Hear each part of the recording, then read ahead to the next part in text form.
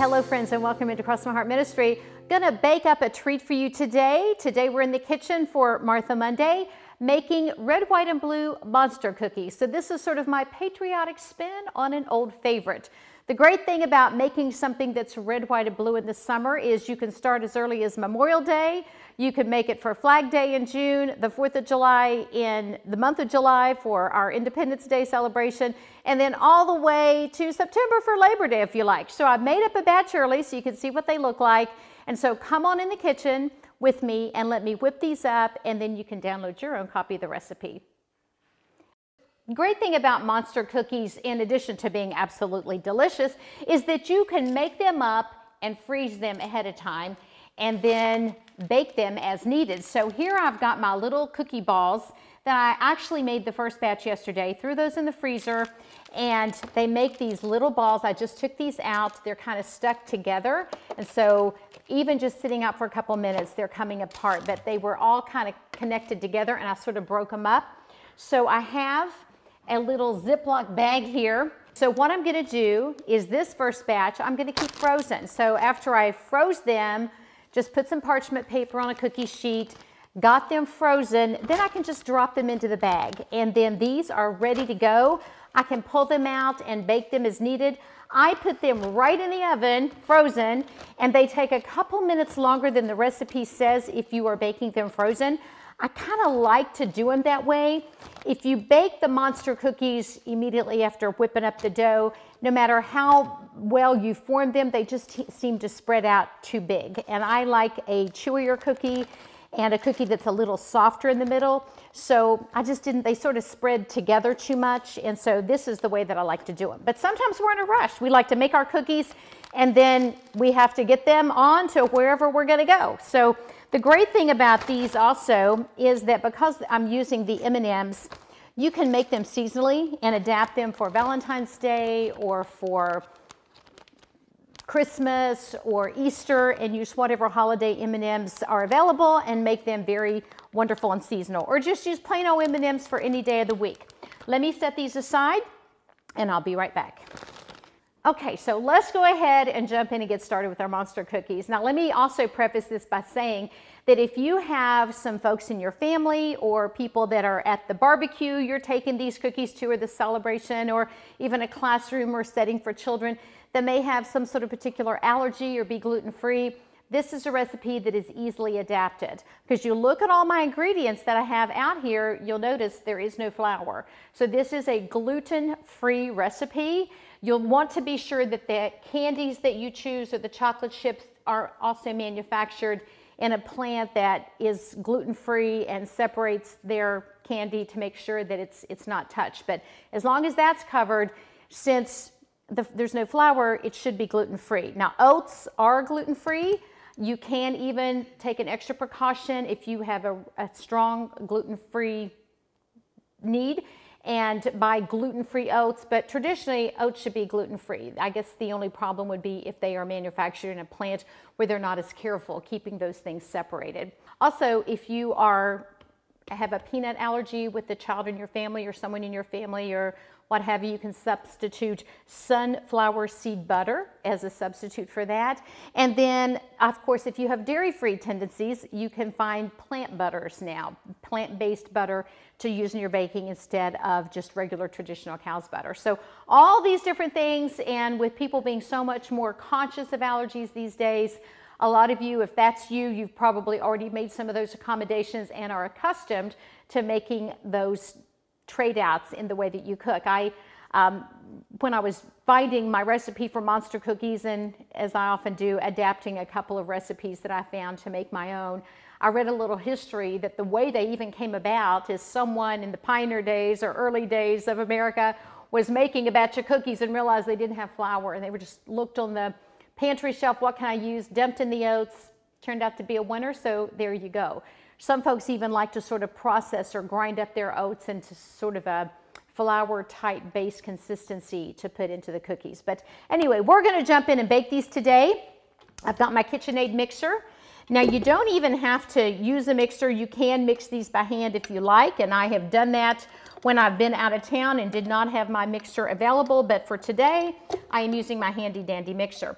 I've had my stick of butter, calls for a half a cup of butter, which is 1 stick, and I've had that getting to room temperature to make it easier to process, of course, because we're gonna, first of all, mix the 2 sugars in with our butter and get that all processed nice. So let me get this going. I did go ahead and measure out some of my ingredients ahead of time. Let me get my cover over here, just one moment. Grab my cover here, I'll need that in a moment as I start putting more ingredients on. I don't want it getting all over me, so we'll get that going. The recipe then calls for 1 cup of sugar. Again, I've already measured that out. Get this up, drop that in, and then 1 cup of brown sugar as well. And so 1 cup of white sugar, 1 cup of brown sugar, and again, I've already measured that out. The recipe does call for 1 cup of brown sugar and then 2 additional tablespoons, and I did not put in the tablespoons, so let me measure those.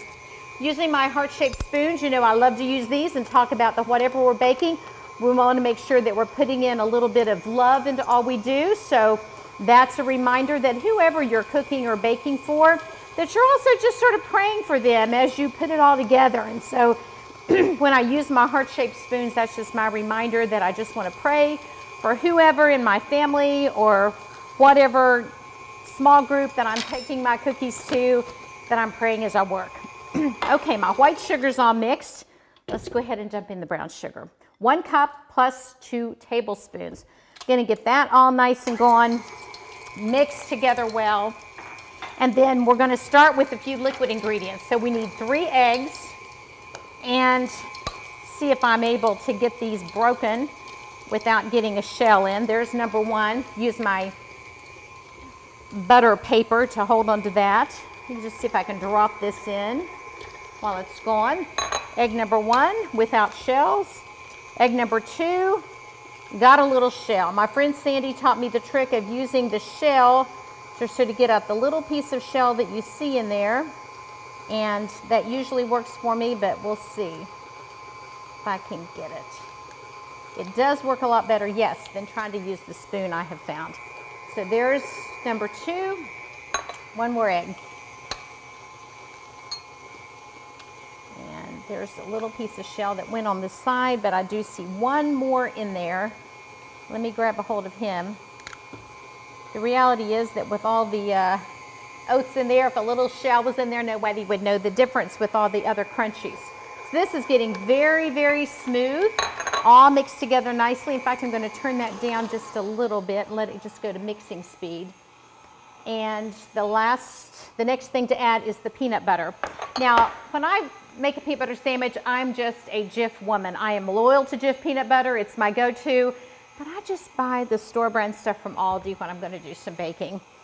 I went ahead and measured this out ahead of time.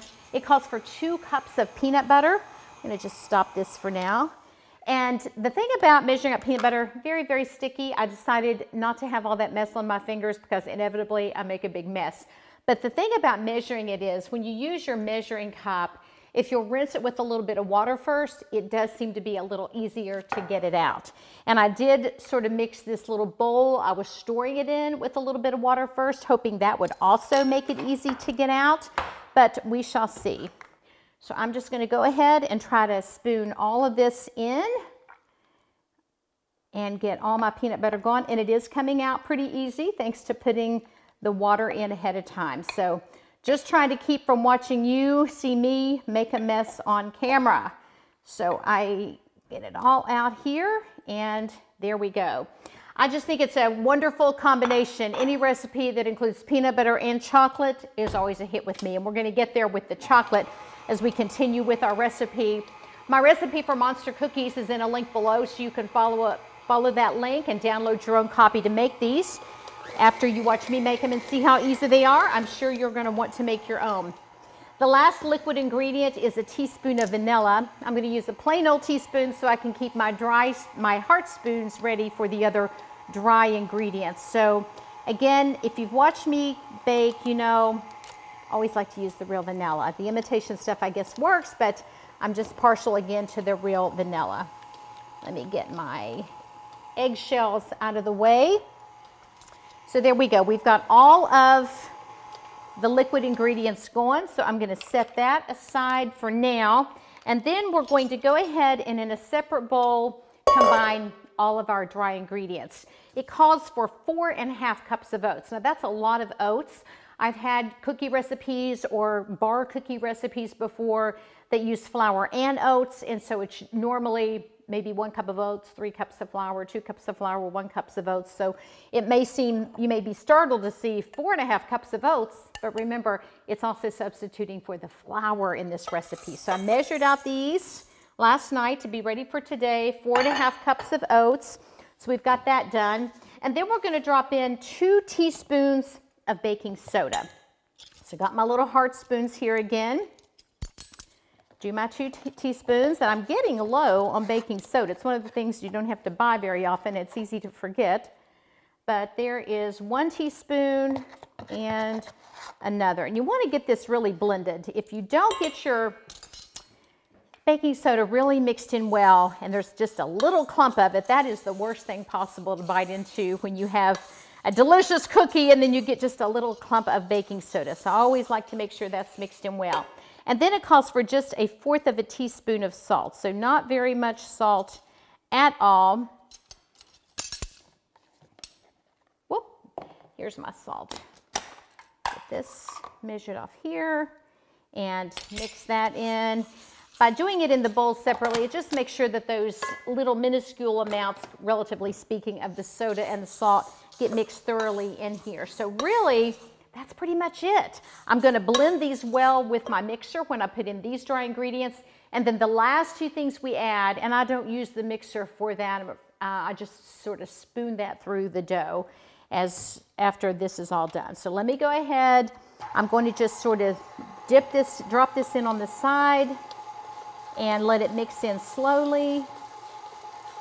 And I hope you see how quick and easy it is to pull this together. And so you can put on your favorite movie or show, get this mixed up and have it all set and put it in the freezer, and then you're all set to go to be able to pull out just 6, 8, a dozen cookies whenever you need them. So this is all mixed. It's really stiff, but that's okay. We're going to get that all off my little paddle, and it makes a lot, but the cookies are large. These are called monster cookies for a reason. So when I dip these out, I'm going to show you how large we make those balls in a moment. And I don't even make them as large as probably some people do with their monster cookies. But I'm going to get all the sides raked down here so that I have my dough all together. And then we're going to mix in 1 cup of chocolate chip. 1 cup of M&Ms. Now I bought this big huge container at Sam's. If you get just a regular package at the grocery store, it should have 2 cups in it, and that would be enough to make 2 batches. But clearly, I'm going to give away a lot of cookies this summer, going to have a few events, and it's also just really pretty on your little plate when you've got your cookies. I just did a little mini plate here with my 3. But if I were serving these and putting a plate of cookies out, it's also fun just to sort of sprinkle a few M&Ms by the cookies, and then it just looks a little festive when people pick it up. Some folks may want to pick up a few M&Ms by themselves. I know the grandkids will, so that's also kind of fun. Okay, so I'm going to go ahead and measure out 1 cup of M&Ms, give or take. Drop those in, and then also going to drop in 1 cup of chocolate chips.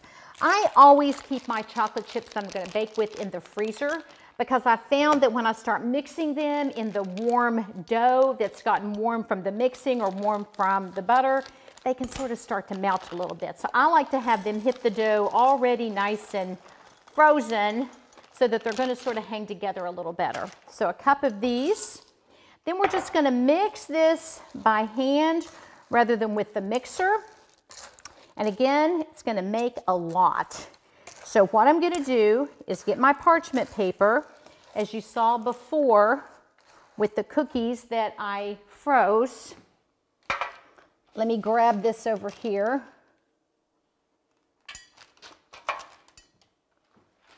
Okay, grab my parchment paper.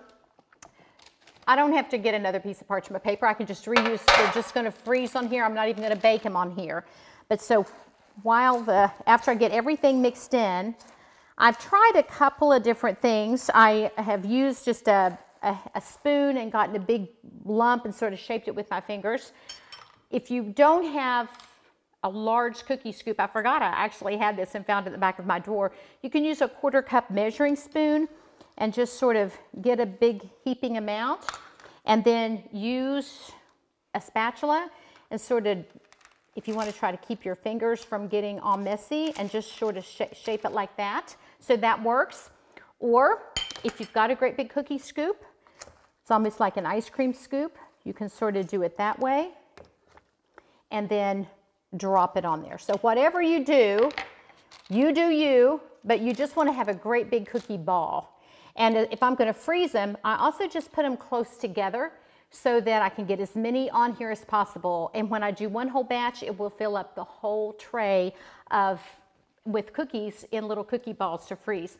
The last thing that I do before I go ahead and get them ready to freeze, I always want to see some red, white, and blue on top. So I grab my M&Ms, because when you scoop it up, you don't know what you're going to see. Sometimes you see the nice red, white, and blue. So I go through before I bake them, and so before I freeze them, actually, because I can't push that M&M into the frozen dough when I get it out to bake. And I just find a red one, make sure I'm going to see a red one on top, make sure I'm going to see a blue one on top. And then make sure I'm also going to see a white one on top. So we got some red, white, and blue going on here. And I just want my cookies to be really colorful. So I just go through with each one and make sure that there's all 3 colors all the way across the top. So I'm going to go ahead and finish these, dip them all out, fill this up with little cookie balls, and these will go in my freezer. I'm going to go ahead and bake a few more, but you can see what they look like when they're finished, and I hope that you'll give them a try. A fun recipe to make up with the kids, an easy recipe to take next door to the neighbors, and because they're so big, you can just stick a couple in a sandwich bag or another little bag and tie it with a pretty ribbon and give just 1 or 2 away at a time. So hope this gives you an idea of something that you can whip up for your summer picnic, your 4th of July party, take to a friend, serve up at your committee meeting, or invite your girlfriends over for lemonade and cookies during the hot days of summer. Hope that you're also ready to celebrate America and all the freedoms that we have here. So if this is a way that you can celebrate, I hope you'll give it a try. For Cross My Heart Ministry, I'm Laura McFarland, serving up red, white, and blue monster cookies this week.